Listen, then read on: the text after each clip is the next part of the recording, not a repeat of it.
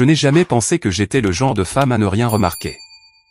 Pendant 45 ans, j'ai cru connaître mon mari. Le connaître comme on connaît une maison où l'on a vécu pendant des décennies. Chaque grincement du plancher, chaque courant d'air sous la porte. Son nom était Gérald. Gérald Whitmore. Et pendant 45 ans, j'ai pensé connaître chaque recoin de cet homme. Nous avions construit quelque chose de réel ensemble. Nous avons élevé 2 enfants dans une maison de 3 chambres à Dayton, Ohio. J'ai enseigné en 2e année pendant 31 ans. Gérald travaillait dans l'assurance commerciale. Et quand il a pris sa retraite à 68 ans, nous nous sommes installés dans le rythme tranquille de la vieillesse. Le café du matin sur le porche, les dîners du mardi avec notre fille Patricia, les mots croisés du dimanche. Ce n'était pas glamour, mais c'était le nôtre, du moins je le croyais. Le premier signe est apparu un jeudi d'octobre, et j'ai failli le laisser passer sans y penser. Gérald avait commencé à s'habiller différemment. Rien de dramatique, mais une nouvelle ceinture ici, une montre plus jolie là. Il avait toujours été un homme pratique, le genre qui portait les mêmes chaussures jusqu'à ce que les semelles soient usées. Mais cet automne-là, il a commencé à commander des choses en ligne, des choses qu'il portait discrètement depuis le porche avant que je ne puisse voir les cartons. J'ai remarqué. Je n'ai rien dit. Je me suis dit qu'il profitait simplement de sa retraite. N'était-ce pas pour cela que nous avions économisé? Puis sont arrivés les relevés de cartes de crédit. Nous avions toujours partagé nos finances, un compte joint, un registre ouvert, rien de caché. Mais en septembre, Gérald a suggéré gentiment, même chaleureusement, qu'il obtienne sa propre carte. Juste pour la facilité, a-t-il dit, pour que je puisse gérer mes dépenses de golf sans vous déranger. J'ai accepté. Je n'aurais pas dû. Mais à 71 ans, je ne savais pas encore comment me méfier de l'homme qui m'avait aidé pendant ma chirurgie du cancer, qui m'avait tenu la main dans chaque salle d'attente d'hôpital, qui m'avait dit « je t'aime » chaque nuit sans faute pendant 4 décennies et demie.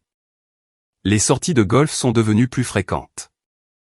Il était absent certains samedis du matin jusqu'à près de 8 heures du soir. J'ai demandé une fois, légèrement, avec prudence, s'il aimerait que je le rejoigne pour dîner au club après. Il a souri et a dit « les gars aiment que ce soit entre hommes ». Je l'ai cru. Et puis il y a eu le téléphone. Gérald n'avait jamais été secret avec son téléphone. Il était posé sur le comptoir de la cuisine, écran allumé, vibrant librement. Mais en novembre, il a commencé à le porter dans la poche de sa chemise. Il a commencé à quitter la pièce pour prendre des appels. Une fois, je suis entré dans le bureau pendant qu'il tapait quelque chose, et il a fermé l'écran si rapidement que sa tasse de café est tombée. Il en a ri, a dit qu'il réservait une surprise pour l'anniversaire de Patricia. J'ai souri et je lui ai tendu des essuie-tout, mais quelque chose avait changé en moi. Une conscience froide et silencieuse, le genre qui ne s'annonce pas bruyamment. Elle s'installe simplement. Un mercredi de fin novembre, je cherchais mes lunettes de lecture dans le placard de l'entrée quand j'ai trouvé la vieille veste d'hiver de Gérald, celle anthracite que je ne l'avais pas vue porter depuis 2 ans. J'ai vérifié les poches par habitude. Les gens laissent toutes sortes de choses dans les poches de manteau. J'avais trouvé des cartes d'anniversaire, des listes de courses, de vieux reçus. J'ai trouvé un reçu. Il était plié en 2, imprimé sur du papier crème épais, et quand je l'ai ouvert, mes lunettes de lecture n'étaient soudainement plus nécessaires du tout. Les chiffres étaient assez grands. 80 000 $ payés intégralement chez un bijoutier du centre-ville. Callaway et fils Joaillerie fine. Une adresse sur Meridian Street que je reconnaissais de leur publicité télévisée. L'article, une bague de fiançailles en diamant, taille ronde, 4 carats, monture en platine, et en bas une adresse de livraison que je ne reconnaissais pas. Je suis resté dans ce placard très longtemps. Les murs sentaient le cèdre. La vieille veste de Gérald pendait molle dans mes mains. Dehors, j'entendais la télévision dans le salon, les nouvelles du soir, le bourdonnement familier. Et je me suis dit, combien de soirs avais-je passé assise à côté de cet homme, croyant que nous regardions le même monde? Combien d'années avais-je cru comprendre ce qu'il y avait à l'intérieur de ce manteau? 80 000 $. Il m'avait dit que nous ne pouvions pas nous permettre de nouveaux comptoirs de cuisine le printemps dernier. Il avait dit gentiment, raisonnablement, que nous devions être prudents avec l'argent maintenant que nous étions tous deux à la retraite. J'ai replié le reçu le long de ses plis d'origine. J'ai remis la veste sur son cintre. Je suis sorti du placard et je me suis tenu dans le couloir un instant, écoutant Gérald rire à quelque chose à la télévision, et pour la première fois en 45 ans, je ne me suis pas assise à côté de lui. Je n'ai pas dormi cette nuit-là. Je suis resté allongé de mon côté du lit et j'ai écouté Gérald respirer. Cette respiration lente et régulière d'un homme à la conscience tranquille, et j'ai fixé le plafond, et j'ai catalogué tout ce que je savais, une bague de 80 000 $, une adresse de livraison que je ne reconnaissais pas, une carte de crédit secrète. Un téléphone pressé contre sa poitrine comme un second battement de cœur. À 3 heures du matin, j'étais passé de l'incrédulité à l'arithmétique. Je suis fondamentalement une femme pratique. J'ai enseigné en 2e année pendant 3 décennies, ce qui signifie que j'ai passé 31 ans à décomposer des choses compliquées en leurs parties les plus simples. Alors je suis resté allongé dans l'obscurité et j'ai fait exactement cela. Nous avions environ 400 000 $ sur un compte de placement joint. La maison était payée, valant peut-être 280 000 $ étant donné le quartier. Gérald avait sa pension, sa sécurité sociale. J'avais la mienne. Nous n'avions pas de dettes importantes. Selon toute mesure externe, nous étions à l'aise, en sécurité. Mais combien avait déjà disparu? La carte de crédit secrète était ouverte depuis au moins 4 mois. 4 mois de dîners que je n'avais pas partagés. De cadeaux que je n'avais pas vus, d'une vie à laquelle je n'avais pas été invité. Et maintenant une bague valant plus que le salaire annuel de certaines personnes livrées à une femme dont l'adresse, j'avais plié et replacé dans une poche de manteau comme une preuve sur une scène de crime. Parce que c'était ça, n'est-ce pas? Des preuves. La peur est venue plus tard, vers 4 heures du matin. Non pas la peur vive du danger, mais la peur lente et rampante de l'humiliation, d'être la femme qui ne savait pas, la femme que tout le monde plaignait discrètement à l'église pendant qu'elle continuait à verser du café et à sourire au repas partage du dimanche. Patricia serait dévastée. Notre fils Robert, à Portland, voudrait rentrer chez lui immédiatement et dire des choses qui ne pourraient pas être retirées.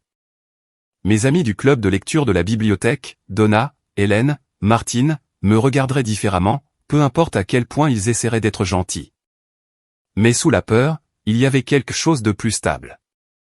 La colère a le don de vous donner une certaine assise. À 5 heures du matin, j'avais pris une décision. Je n'allais pas confronter Gérald ce jour-là, ni le lendemain. Pas encore. Une confrontation sans preuve n'est qu'une accusation. Et une accusation sans preuve donne tout le pouvoir à l'accusé.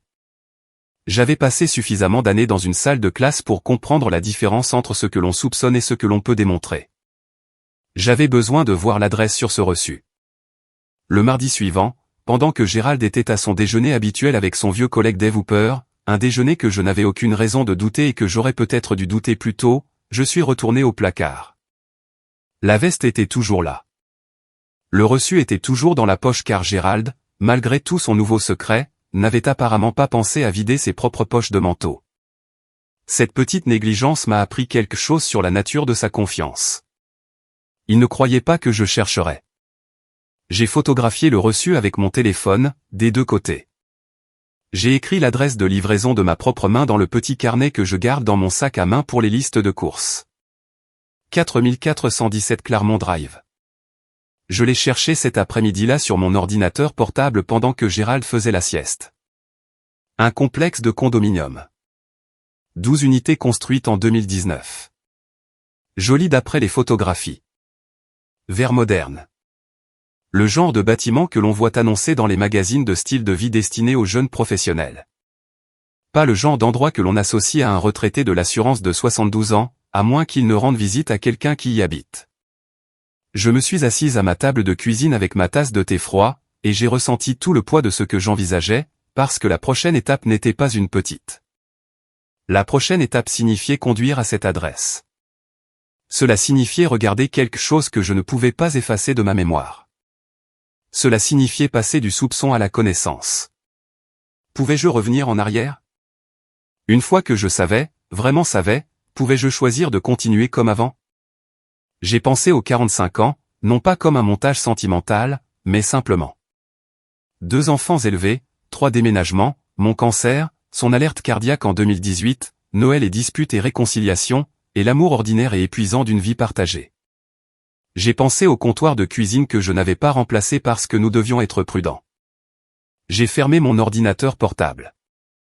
J'ai pris mon manteau sur le crochet près de la porte. Mon manteau, pas celui de Gérald. Et j'ai conduit jusqu'à Claremont Drive.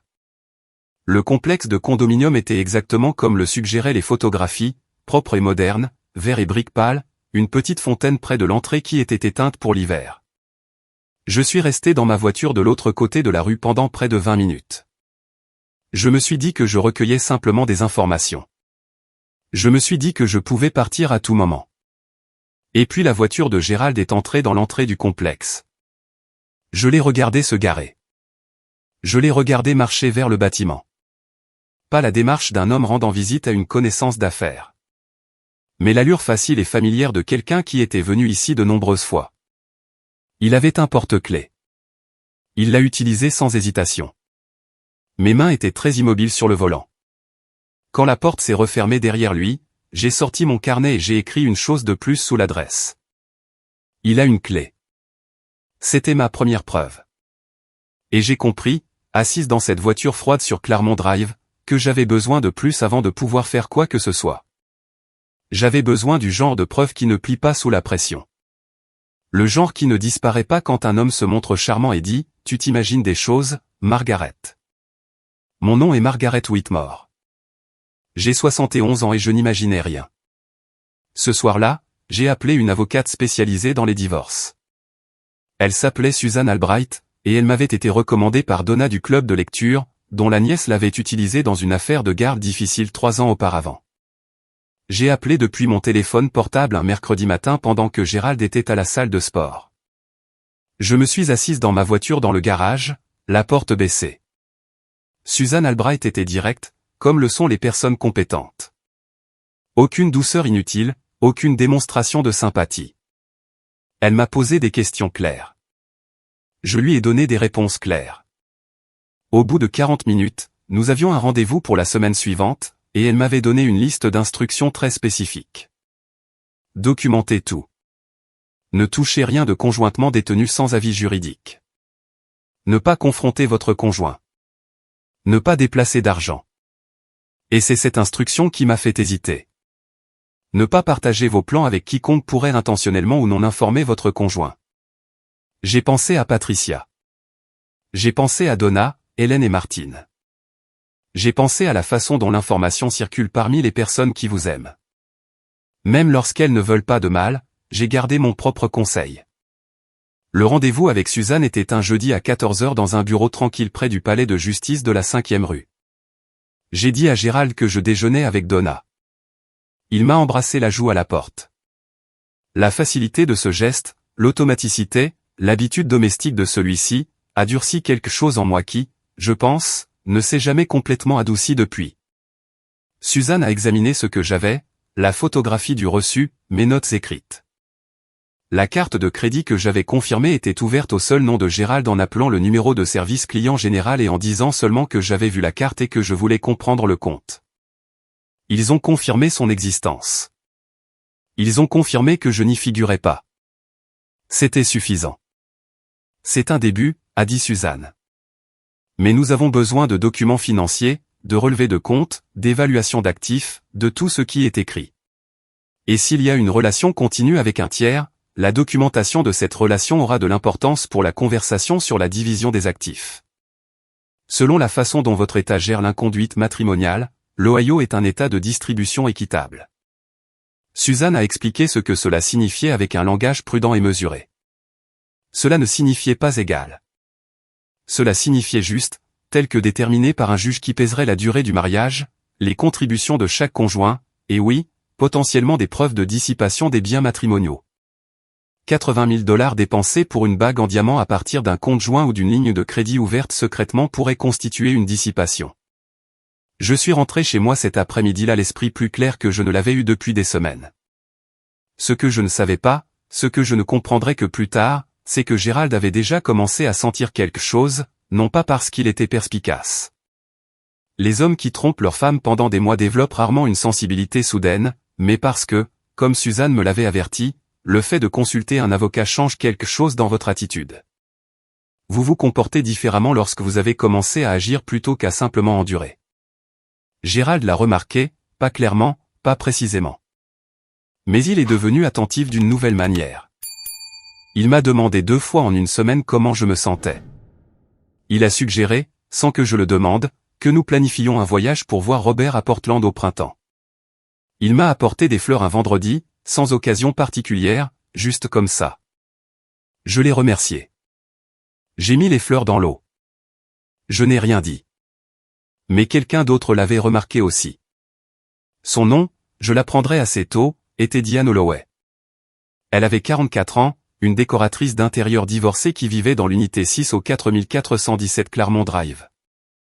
J'ai appris cela non pas par une découverte dramatique, mais par le travail délibéré et méthodique d'un détective privé nommé Ray Kowalski, à qui Suzanne m'avait référé le jour de notre première rencontre. Ray avait 60 ans, d'apparence ordinaire de la manière qui le rendait excellent dans son travail. Il conduisait une berline beige. Il facturait $450 par jour, plus les dépenses. Je l'ai payé avec mon compte d'épargne personnel, de l'argent que j'avais accumulé pendant 30 ans d'enseignement et que j'avais toujours gardé à mon nom. Gérald avait trouvé cela légèrement excentrique. J'avais trouvé cela simplement sensé. Ray a travaillé pendant 2 semaines.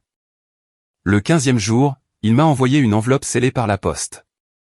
À l'intérieur se trouvait une photographie de Gérald entrant dans l'unité 6 avec une clé. Une photographie de lui et d'une femme aux cheveux foncés, Diane Holloway, confirmée dans un restaurant à Columbus, à 30 miles de Dayton, où il était peu susceptible d'être reconnu. Un enregistrement imprimé d'un paiement de la carte de crédit secrète de Gérald, un hôtel à Cincinnati 2 nuits 2 mois auparavant. Une liste imprimée de la bague de Callaway et Fils, disponible publiquement sur la vitrine de commande personnalisée du bijoutier, le client étant répertorié comme G.O. Whitmore, l'occasion simplement notée comme fiançailles. Fiançailles. Je me suis assise à ma table de cuisine et j'ai lu ce mot 3 fois. Gérald était dans le salon. Je pouvais l'entendre. La télévision était allumée sur un programme de golf et il riait discrètement. Était-ce l'homme que j'avais soigné après un problème cardiaque? L'homme qui m'avait tenu la main dans le service d'oncologie et m'avait dit qu'il ne pouvait pas imaginer sa vie sans moi? J'ai remis les photographies dans l'enveloppe. J'ai mis l'enveloppe dans mon sac fourre-tout sous la doublure où je garde mes documents importants dans un compartiment zippé caché que j'utilise depuis 30 ans pour garder la trace des choses qui méritent d'être gardées. Ce n'était plus un soupçon. C'était un fait et les faits, contrairement aux soupçons, ont des conséquences.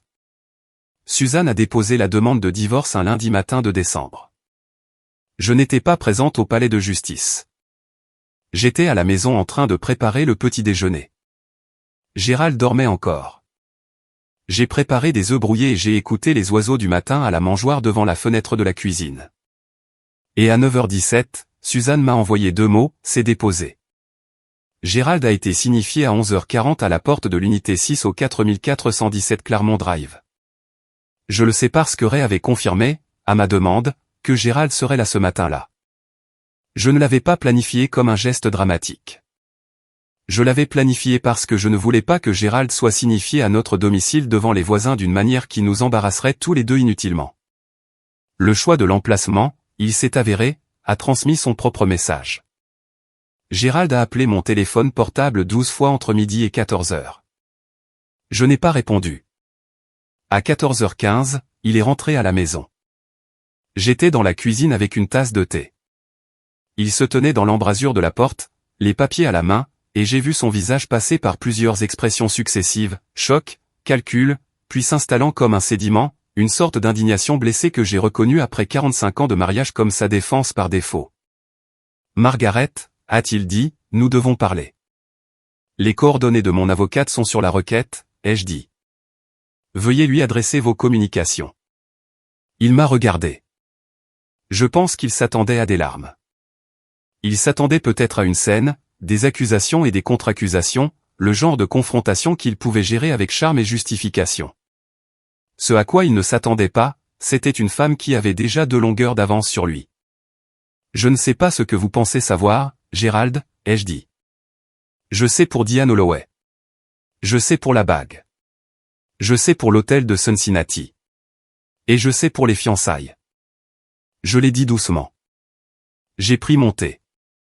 Il n'y a plus rien à mal comprendre. Le silence qui suivit était d'une qualité particulière que je n'avais jamais connue auparavant dans cette cuisine. Il quitta la maison ce soir-là avec un sac. Il ne me dit pas où il allait. Je ne demandais pas. 3 jours plus tard, l'appel a commencé. Non pas de Gérald, mais de Diane. Elle a appelé mon téléphone portable, un numéro dont je ne savais pas expliquer comment elle l'avait obtenu jusqu'à ce que je réalise que Gérald devait le lui avoir fourni. Au premier appel, je n'ai pas répondu. Au second, j'ai répondu.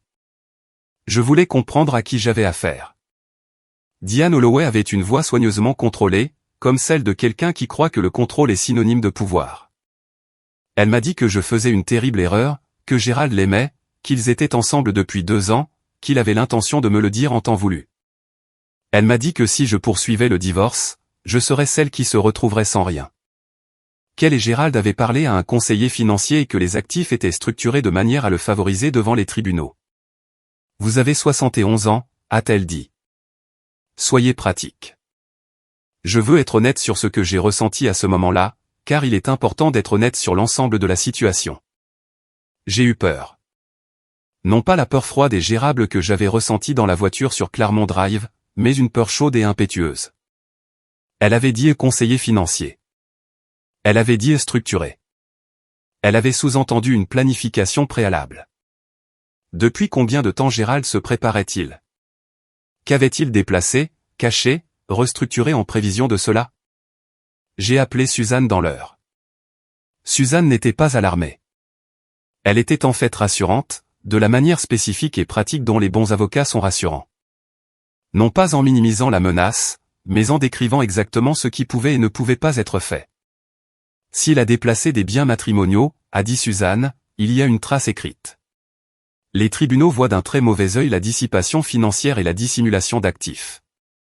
Et le fait que sa petite amie vous appelle directement est, franchement, Margaret, un signe non pas de force, mais de panique. Suzanne a déposé une motion d'urgence pour geler les biens communs en attendant la procédure de divorce. Elle a été accordée dans les 48 heures. 2 jours après cela, Diane Holloway est apparue à ma porte d'entrée. Elle était en personne une femme séduisante, aux cheveux foncés, élégamment vêtue, du genre d'allure qui vient de la pratique. Elle se tenait sur mon porche dans un manteau de chameau et me dit très calmement que si je ne retirais pas la demande de divorce, elle irait voir Patricia et lui dirait des choses sur moi. Des choses qu'elle laissait entendre que je trouverais humiliantes. Je ne savais pas ce qu'elle voulait dire. Je ne suis pas sûr qu'elle voulait dire quelque chose de précis. Je crois qu'elle testait la nature de mon courage. J'ai ouvert la porte en grand. Je l'ai regardée. Diane, ai-je dit, j'ai les références d'une survivante du cancer et un bon avocat. Vous êtes libre de dire ce que vous voulez à qui vous voulez. Ma fille est une femme adulte et cette conversation est enregistrée. Ce n'était pas techniquement le cas, mais la déclaration a rempli son objectif. Diane Holloway a reculé de mon porche, s'est dirigée vers sa voiture avec beaucoup de dignité et est partie. Ce soir-là, pour la première fois depuis octobre, j'ai pleuré. Non pas de chagrin exactement, mais du poids accumulé, de la pur épuisement de se tenir droite si longtemps. J'ai pleuré pendant environ 20 minutes dans la salle de bain, la porte verrouillée. Et puis je me suis lavé le visage, et j'ai appelé Patricia et lui ai demandé si elle voulait venir dîner samedi. J'avais besoin de quelques jours et je me suis permis de les prendre. Gérald a essayé une approche différente la 2e semaine de janvier. Il a appelé par l'intermédiaire de son propre avocat cette fois-ci, pour suggérer une médiation, non pas une médiation de divorce, entendez bien, une conversation, une opportunité, la lettre de son avocat le formulait ainsi, de discuter de la question dans un esprit de bonne foi mutuelle. Jointe à la lettre se trouvait une note manuscrite de Gérald lui-même, longue de 3 paragraphes, dans son écriture soignée, légèrement formelle, que j'avais aimée pendant des décennies. Il était désolé. Il avait fait de terribles erreurs. Il ne voulait pas que notre famille soit déchirée. Il m'a suggéré gentiment, avec prudence, que nous pourrions trouver un moyen de nous en sortir ensemble. J'ai lu la lettre 2 fois. Puis je l'ai mise dans l'enveloppe avec les photographies de Ray Kowalski. L'attraction était réelle. Je veux être clair à ce sujet car il serait malhonnête de dire que je n'ai rien ressenti. J'ai ressenti quelque chose.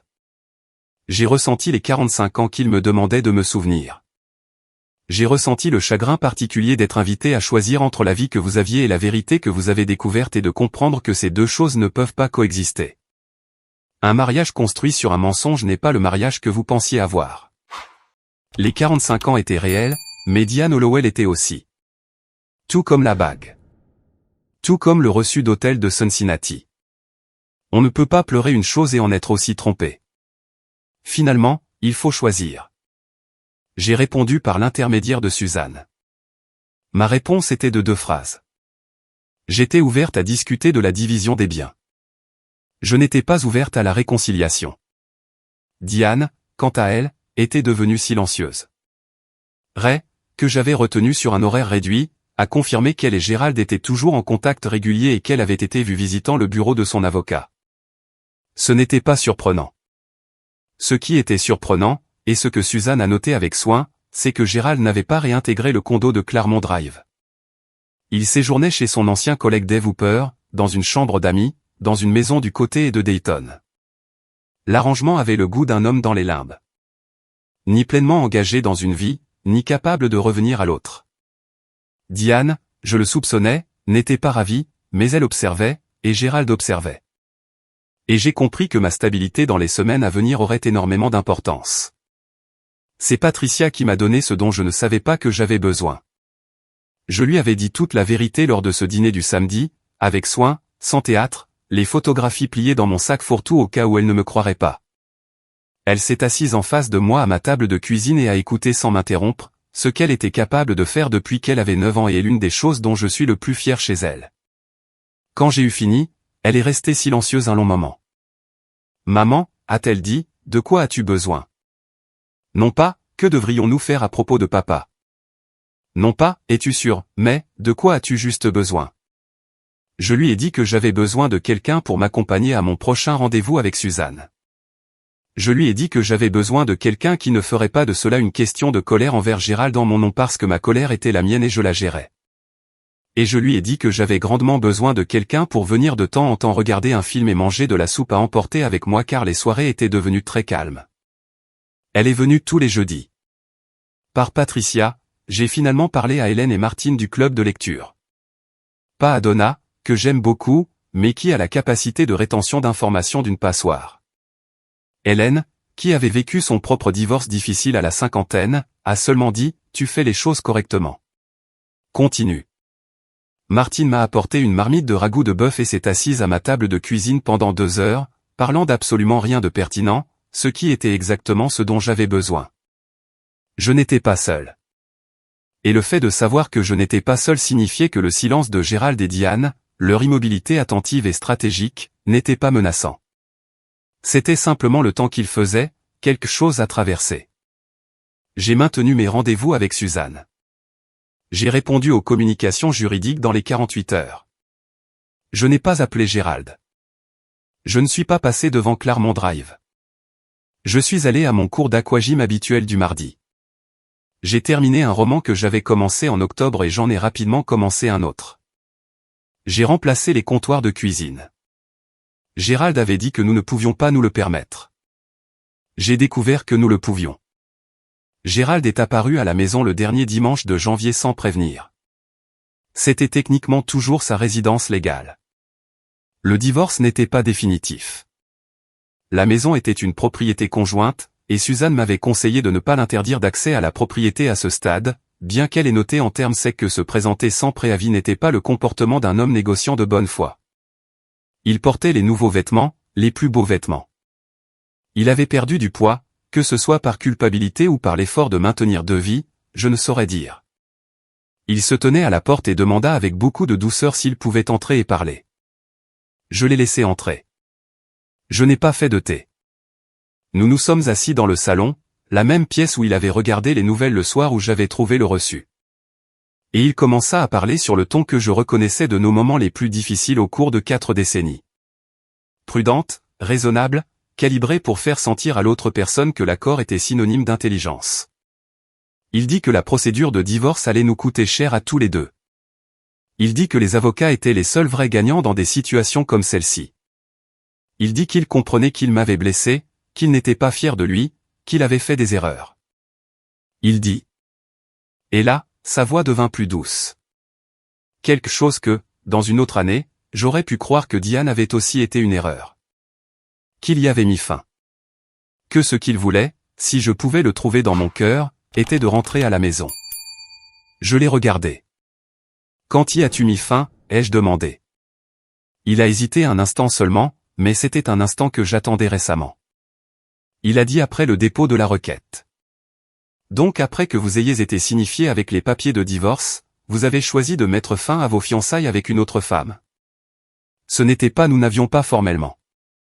Gérald, ai-je dit, la vitrine du bijoutier indiquait la commission comme une bague de fiançailles. J'ai la documentation. Le calme raisonnable se transforma. Pas de façon dramatique. Gérald n'a jamais été un homme dramatique. Mais quelque chose se crispa autour de ses yeux. Puis la porte s'ouvrit. Je n'avais pas entendu de voiture dans l'allée, mais Diane Holloway entra dans mon salon comme si elle avait attendu dehors, ce que je confirmerai plus tard. Elles étaient venues ensemble. La conversation paisible avait été le prélude. Elle était la seconde. Elle s'est assise sans y être invitée. Elle a posé son sac à main sur le bras de la chaise de ma défunte mère, ce que j'ai trouvé irrationnellement la chose la plus offensante qui soit arrivée cet après-midi-là. Elle a dit qu'elle n'était pas là pour discuter. Elle a dit qu'elle était là parce qu'elle se souciait du bien-être de Gérald et parce qu'elle croyait sincèrement, elle a dit le mot sincèrement, que ce que je lui faisais était cruel. Elle a dit que j'avais eu 45 ans. Elle a dit que le monde avait changé depuis notre mariage. Elle a dit que Gérald méritait d'être avec quelqu'un qui le faisait se sentir vivant. Pensait-elle que je l'avais fait se sentir mort? Elle a dit que la procédure judiciaire pourrait être résolue rapidement si j'étais raisonnable. Elle a utilisé ce mot 2 fois. Raisonnable.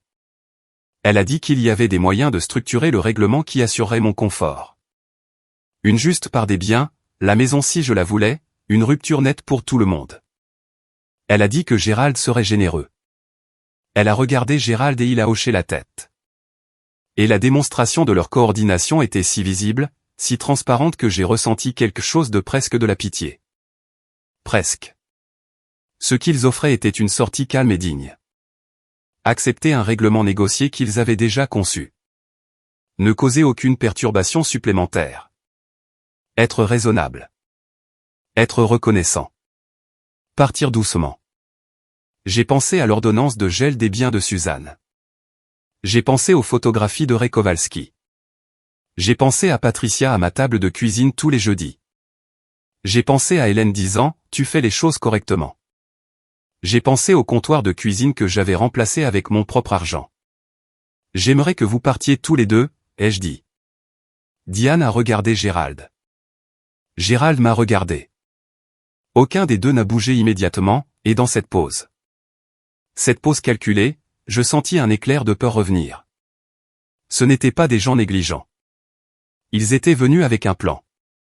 Et quand le plan échouait, les gens comme ça n'acceptaient pas simplement le résultat. Ils recalculaient. Margaret, dit Gérald très doucement. Réfléchissez bien. Ce n'était pas une demande. C'était déguisé en une, mais ce n'en était pas une. J'ai réfléchi attentivement depuis octobre, ai-je dit. S'il vous plaît, partez. Si vous avez besoin de communiquer avec moi, vous avez les coordonnées de mon avocate. Ils sont partis. L'expression de Diane lorsqu'elle a pris son sac à main de la chaise de ma mère n'était pas sereine. Elle était froide, comme celle d'une femme qui avait décidé quelque chose. J'ai verrouillé la porte et je me suis tenu dans mon salon un long moment. Mes mains ne tremblaient pas. Elles étaient stables. Comme des mains qui sont quand tout a été décidé et qu'il ne reste plus qu'à aller jusqu'au bout. La peur était là. Je ne ferai pas semblant du contraire. Mais la peur et la détermination ne sont pas des opposés. Parfois, la peur est simplement la preuve que ce que vous protégez mérite d'être protégé. J'ai pris mon téléphone et j'ai appelé Suzanne. La déposition a eu lieu dans la salle de conférence de Suzanne un jeudi matin de fin février. Gérald était là avec son avocat, un homme plus jeune nommé Folultz, qui portait des boutons de manchette coûteux et avait l'assurance particulière de quelqu'un habitué au règlement. Diane Holloway n'était pas présente. Elle n'avait aucune légitimité juridique dans la procédure, mais elle était, comme j'en étais venu à le comprendre, jamais loin des décisions de Gérald. Je me suis assise en face de l'homme avec qui j'étais marié depuis 45 ans. Il portait son beau costume. Il avait l'air fatigué. Je l'ai remarqué sans ressentir ce que je m'attendais à ressentir, ce qui m'a dit quelque chose sur le chemin parcouru depuis octobre. Suzanne était à mes côtés. Elle avait organisé la documentation avec la précision de quelqu'un qui comprenait que la clarté était la forme la plus efficace de pression. J'avais vu les classeurs la veille dans son bureau et j'avais été frappé par la quantité de vérité qui tient parfaitement dans des dossiers à onglets quand quelqu'un prend le temps de la rassembler. Elle a commencé par les dossiers financiers. La carte de crédit secrète de Gérald était active depuis 22 mois, pas 4. 22 mois de dépenses que Suzanne avait maintenant obtenues par le biais de la découverte formelle, dîner, séjour à l'hôtel, voyage de week-end, fleurs, réservation de spa, et oui, la commission de la bague de fiançailles chez Callaway et Fils. La dépense totale des fonds matrimoniaux, soit par la carte secrète, soit par des retraits du compte joint effectués par petites sommes pour éviter une notification immédiate, s'élevait à 112 000 $. Quand Suzanne prononça le chiffre à voix haute, quelque chose se produisit sur le visage de Gérald que je ne peux décrire que comme un réarrangement. Folultz posa une main sur son bras. Ce chiffre est contesté, commença Folultz. Il provient des propres registres de compte de votre client, dit Suzanne avec une amabilité qui ne portait aucune chaleur. Et de la demande de découverte formelle que votre bureau a confirmée il y a 3 semaines. Elle posa les documents devant eux, organisés, tabulés, datés. Puis elle plaça les photographies de Ray Kowalski sur la table. Pas toutes. Suzanne avait sélectionné avec précision l'entrée de Claremont Drive, le restaurant de Columbus, et le registre des commissions du bijoutier montrant la bague de fiançailles de G.O. Whitmore livrée au 4417 Claremont Drive, unité 6. Gérald avait reçu un portrait de ses propres décisions étalées sur une table de conférence. Je l'ai regardé les photographies. Il les regardait comme une personne regarde la preuve d'une chose qu'elle sait être vraie, ce qui est différent de la façon dont elle regarde quelque chose qu'elle peut contester. Il n'y avait aucune démonstration de surprise. Il n'y avait qu'un silence qui me disait qu'il avait toujours compris quelque part, sous le charme et le raisonnement des déjeuners de golf du mardi, que ce jour allait arriver. Nous avons également, dit Suzanne, un enregistrement vocal d'un appel téléphonique passé à ma cliente le 14 décembre dans lequel une tierce partie menaçait la réputation de ma cliente et référençait spécifiquement la procédure de division des biens comme levier. Elle posa une transcription sur la table. Nous estimons que cela constitue une intimidation d'une partie dans une procédure civile. Nous avons référé l'affaire à l'avocat de la famille de notre cliente pour examen. Folultz regarda Gérald. Gérald regarda la transcription et puis, pour la première fois de toute cette épreuve, Gérald perdit son sang-froid. Non pas bruyamment, non pas de façon dramatique. Mais le calme raisonnable, cette architecture de surface agréable pratiquée toute une vie, s'effondra. Sa voix, quand elle vint, était fine et tendue. Margaret, cela est allé trop loin. Monsieur Whitmore, dit Suzanne. Veuillez adresser vos commentaires par l'intermédiaire de votre avocat. C'est ma femme, dit Gérald. Et il y avait quelque chose de brut dans ces mots, quelque chose qui aurait pu autrefois m'atteindre. Mais j'étais resté dans un placard, tenant un reçu de 80 000 $. J'avais conduit jusqu'à Claremont Drive en novembre et je l'avais regardé utiliser une clé qui n'était pas la mienne. J'avais passé 4 mois à construire le genre de dossier qui ne plie pas.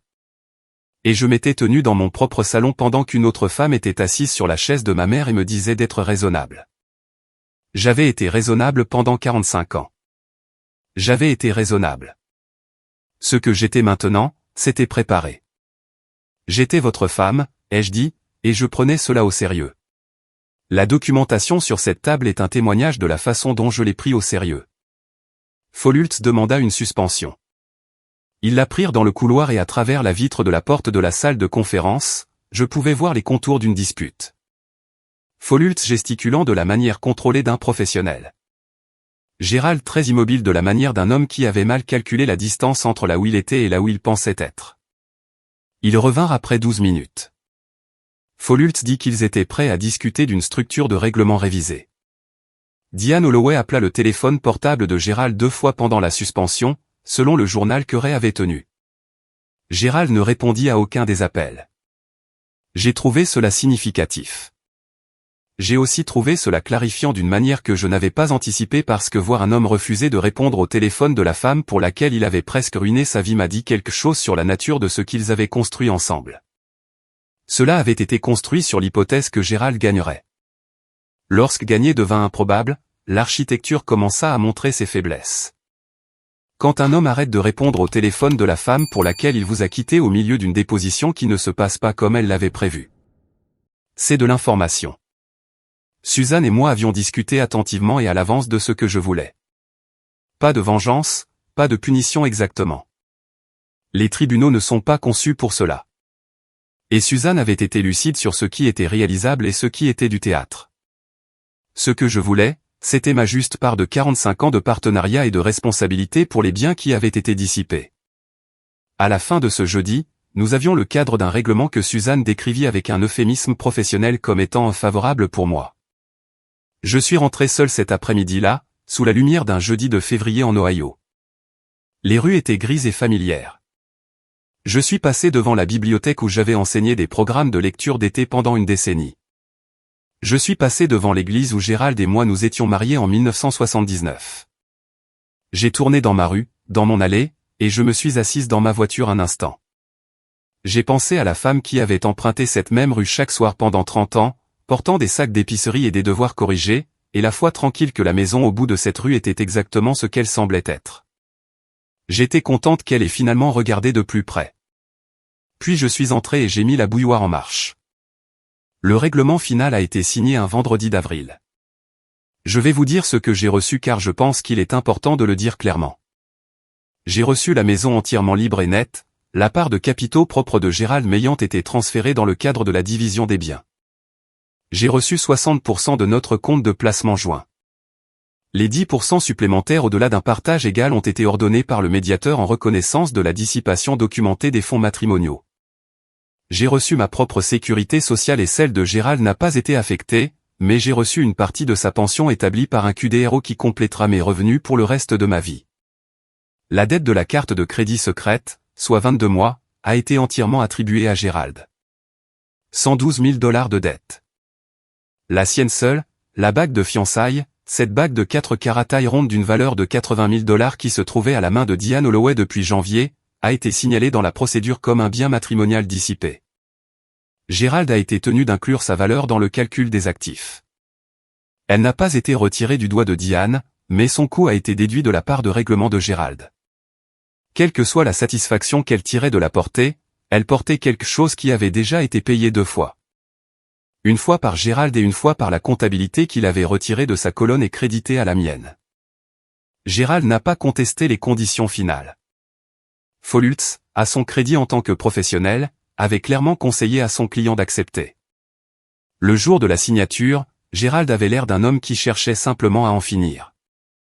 Il tenait son stylo avec la même prise prudente que je l'avais vu utiliser pendant 45 ans. Liste de courses, carte d'anniversaire, chèque de vacances pour les petits-enfants. Et quand il a signé, il n'a pas levé les yeux. Il avait l'air, me suis-je dit, très fatigué. Je n'ai pas été méchante à ce sujet.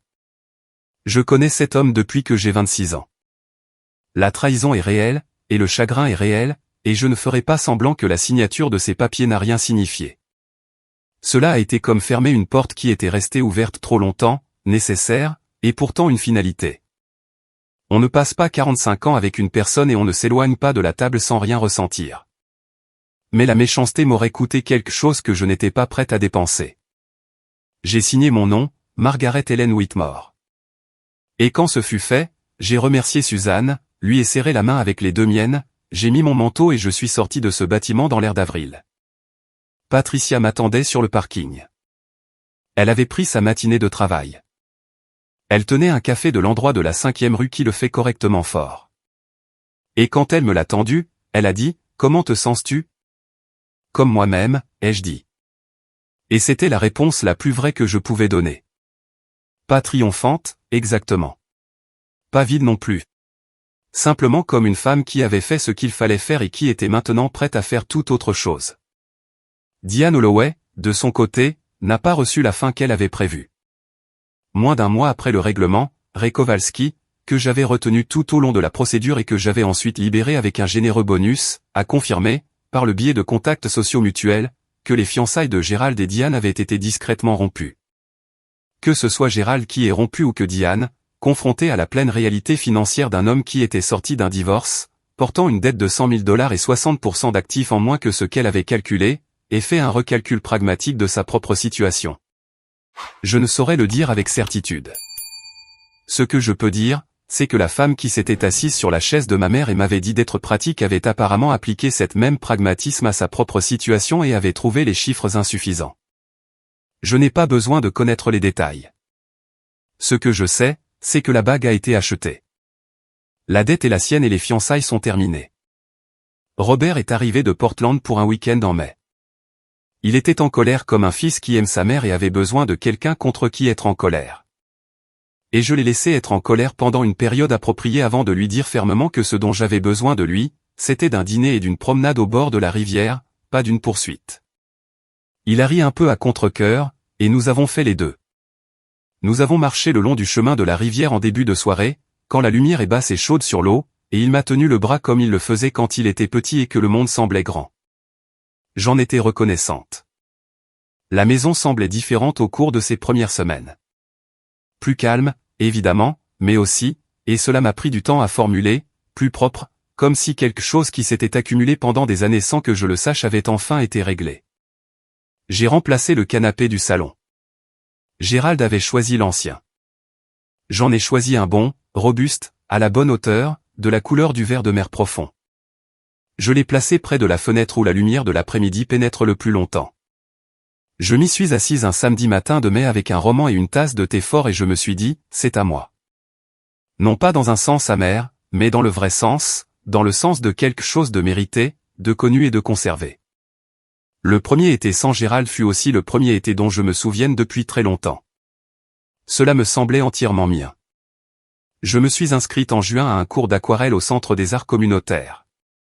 Quelque chose que j'avais voulu faire pendant 20 ans et que j'avais toujours mis de côté pour des raisons qui, rétrospectivement, avaient plus à voir avec l'habitude qu'avec un véritable empêchement. L'instructrice était une femme nerveuse et opiniâtre nommée Loretta qui portait de la peinture sur ses avant-bras comme d'autres personnes portent des montres. Et elle m'a dit le premier jour que j'avais de bons instincts et une terrible patience, ce que j'ai pris comme le plus grand compliment possible. J'y suis allé tous les mardis. Hélène et Martine m'ont rejointe pour un long week-end à Savannah en juillet. Nous avions parlé de ce voyage pendant 6 ans et avions toujours trouvé des raisons de le reporter.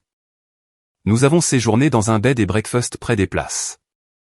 Nous avons mangé des crevettes et du gris à 10 heures un mercredi matin et nous n'avons ressenti absolument aucun besoin de nous justifier auprès de qui que ce soit. Hélène a un peu pleuré au dîner le dernier soir et a dit qu'elle était contente que je l'ai appelée. J'ai dit que j'étais contente aussi. Patricia et son mari Thomas m'ont emmené en Italie en septembre. Nous avons passé 10 jours en Toscane, Florence, Sienne, une ferme à l'extérieur de Montalcino que Patricia avait trouvée par l'intermédiaire d'un groupe de préservation architecturale avec lequel elle travaillait bénévolement. Je ne suis pas par nature une voyageuse sentimentale. Je ne pleure pas devant les tableaux, mais je me suis tenu devant une fresque dans une petite église près de Sienne un jeudi matin, quand le bâtiment était presque vide, et j'ai ressenti, je ne peux le décrire que comme quelque chose qui s'ouvre. Un sentiment qu'il y avait encore beaucoup à voir et du temps pour le voir. J'avais 71 ans. Je ne m'étais jamais senti aussi peu fini. Mes aquarelles s'amélioraient. Loretta le disait à contre-cœur, à la manière spécifique d'une enseignante qui ne flatte pas. J'ai peint la rivière derrière le centre d'art 4 fois avant de sentir que j'avais réussi. J'ai peint la fenêtre de ma cuisine avec les nouveaux comptoirs. J'ai peint le canapé de verre de mer à la lumière de l'après-midi.